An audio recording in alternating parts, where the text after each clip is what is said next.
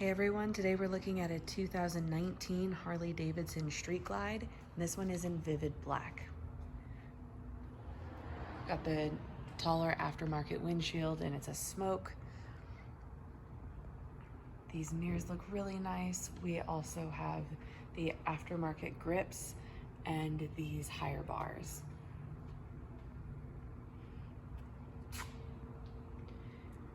Chrome engine, heel toe shifter. We have the newer style saddlebags, easier to open. And there is a quick release setup already for passenger backrest. And all of this is on the 107 cubic inch.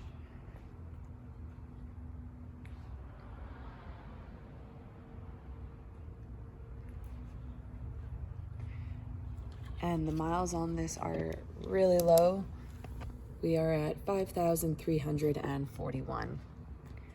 Come check it out. We are open 6 days a week for test rides.